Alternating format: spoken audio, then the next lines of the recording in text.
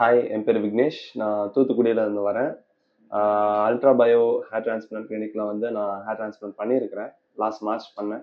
எனக்கு இந்த கிளினிக் வந்து சோஷியல் மீடியா மூலமா தெரியும். கொஞ்சம் ஒரு ஃப்ரெண்டும் சொன்னார் இதை பற்றி. சோஷியல் மீடியாவில் பார்த்துட்டு யூடியூப், இன்ஸ்டாகிராம் மூலமாக தான் இந்த கிளினிக் தெரிஞ்சு நான் வந்தேன். மார்ச்சில் வந்து நான் சர்ஜரி பண்ணேன். இப்போது நவம்பர் ஆச்சு, 8 மந்த்ஸ் ஆச்சு. ஸோ 8 மந்த்ஸ் ரிசல்ட்ஸ் தான் இது.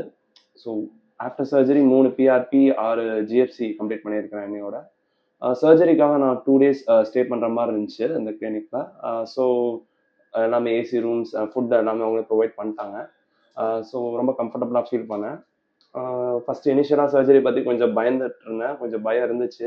ஏன்னா தெரிஞ்சவங்க யாருமே இந்த மாதிரி ஹேர் டிரான்ஸ்பிளான்ட் சர்ஜரி பண்ணவங்க யாரும் எனக்கு தெரியாது. ஸோ ஃபர்ஸ்ட் டைம் நான் தான் பண்ண போகிறேங்கிறப்போ ஒரு மாதிரி பதட்டமாக இருந்துச்சு. ஸோ இங்கே கிளினிக்கில் எல்லாமே ரொம்ப கான்ஃபிடென்ட்டாக பேசினாங்க. ஸோ ஒரு ஒரு ரிஸ்க் எடுத்து தான் என்னை பொறுத்த வரைக்கும், வீட்டில் பொறுத்த வரைக்கும் ஒரு ரிஸ்க் தான் இது. ரிஸ்க் மாதிரி நினச்சிட்டு வந்தேன். பட் இப்போ நான் பண்ணதுக்கப்புறம் ரொம்ப சாட்டிஸ்ஃபைடாக ஃபீல் பண்ணுறேன். எல்லாம் மற்றவங்க பயப்படுற மாதிரி இதில் எதுவுமே இல்லை. ஜஸ்ட் ஒரு நார்மல் ஒரு ப்ரொசீஜர் தான், மைனர் ப்ரொசீஜர் தான். பெருசாக ஒரு ரிஸ்க் எதுவும் இல்லை. Okay sir. இப்போ நம்ம அல்ட்ராபயோ கிளினிக் வந்து 10க்கு வந்து எவ்வளோ ரேட்டிங்ஸ் தருவீங்க நீங்கள்? 10 தருவேன் ஆக்சுவலாக. ஏன்னா நான் ஒரு 4-5 கிளினிக்ஸ் எல்லாம் விசிட் பண்ணிட்டு தான் வந்தேன். அந்த கிளினிக்ஸில் விசிட் பண்ணப்போ எனக்கு ஹேர் டிரான்ஸ்பிளான்ட் பண்ணுற ஹோப்பே போயிடுச்சு.